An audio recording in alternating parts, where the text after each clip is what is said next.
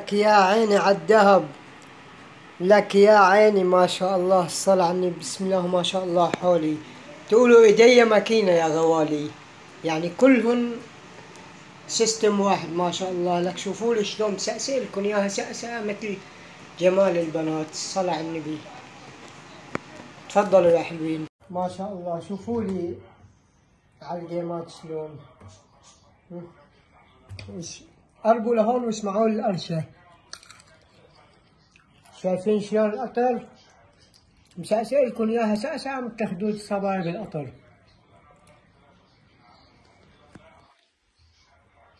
السلام عليكم، اهلا وسهلا فيكم بمطبخنا السوري. اليوم رجعنا لكم بوصفة كتير مشهورة بالكويت وكتير الكويتيين بحبوها. تحياتي لكل اهلي بالكويت.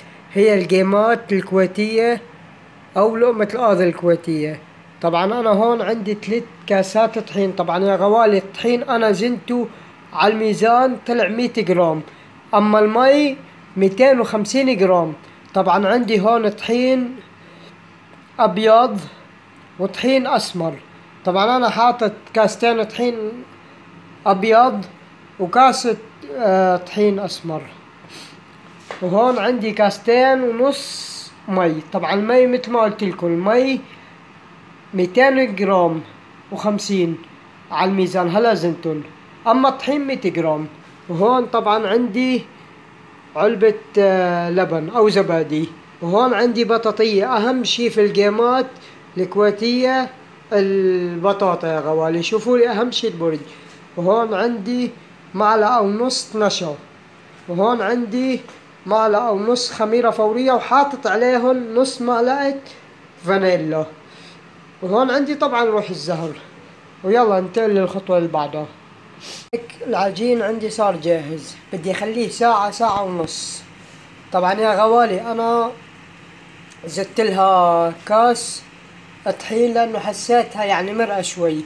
انتو مثل ما قلت لكم وعلمتكم، يعني انتو اول شي ضيفوا الكمية شوي شوي، لا تضيفوها مثل مرة واحدة.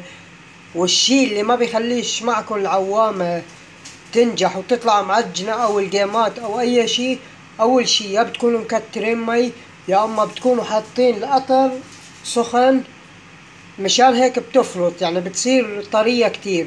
اذا بدكم تطلع معكم عم تقرش اتبعوا طريقتي سواء في هي او في العوامة، وان شاء الله راح تطلع معكم القرشة بتجنن. وهيك العجين عندي جاهز.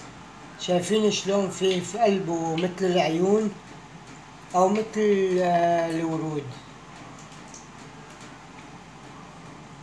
مثل خدود الصبايا. طبعا هيك يا غوالي وانتو عم تعجنوها، اذا طلع معكم نفخت شوي مثل البالون فتأكدوا انه هيك العجين معكم 100% ناجح.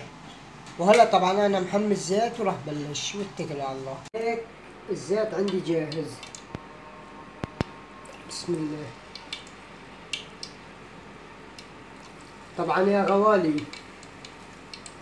ايدكم هيك بدها تكون 3 اصابع هيك، هاي 3 اصابع وهيك اللفة يعني مثل الدائرة. شوفوا لي ما شاء الله على القوام هون، بسم الله ما شاء الله. ملك العوامة السورية وملك الجيمات.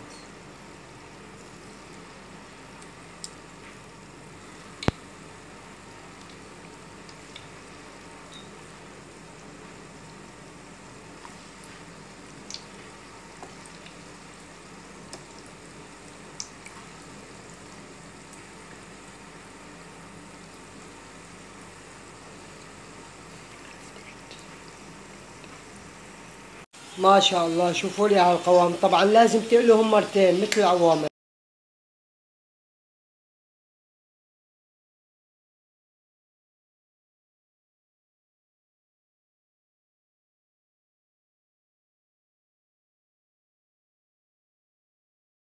لك يا عيني عالدهب. لك يا عيني ما شاء الله، الصلاة على النبي، بسم الله ما شاء الله حولي. تقولوا ايديا ماكينة يا غوالي، يعني كلهن سيستم واحد ما شاء الله. لك شوفوا لي شلون مسأسئ لكم اياها سأسئة مثل جمال البنات، الصلاة على النبي. تفضلوا يا حلوين. السلام عليكم ورحمة الله وبركاته. أهلا وسهلا فيكم متابعينا الأعزاء في قناة الشيف الشام. اليوم مش راح طول عليكم كالعادة، راح أعملكم القطر المسلح، وبدي أعمل اليوم إن شاء الله لقمة القاضي أو القيمات الكويتية، طبعا هن واحد. طبعا هون عندي سكر كيلو كامل، وهون ربع معلقة ملح الليمون، وهون كاس ونص مي، وهون روح الزهر. طبعا يا غوالي هي للعوامة والمشبك وبلح الشام والحلو العربي وكل هالقصص اللي تقيلة. القطر يعني بيطلع فيها جامد كتير ومسلح. طبعا هلا حطيت كيلو السكر وكاس ونص مي. طبعا انتو فيكن تزودوا المي شوي حسب ما تحسوا القطر، بس انا بدي اياه جامد كتير مشان لقمة القاضي. طبعا لقمة القاضي هي والعوامة يعني نفس بعض تقريبا، نفس كل شي، بس فرق لقمة القاضي فيها بطاطا، يعني مثل البطاطا الممعوكة، وبنحط لها نشا وخميرة، واهم شي فيها بنحط لبن والنشا مشان القرشة كمان. العوامة بس كيلو طحين وكيلو مي وخميرة وقطر بس مشان اللون، يعني مشان يصيروا ذهبيات. هيك ما شاء الله القطر المسلح، قطر العوامة السورية والقيمات وبلح الشام والمشبك وكل هالقصص صار عندي جاهز. طبعا هلا حطيت له انا ملح الليمون وروح الزهر. هلا بتخلوه انتو 5 دقايق عم يغلي، بعدين بتطفوا تحته. طبعا هول الفقاعات لازم تشيلوهن. شوفوا لي على هالقوام ما بيرحم.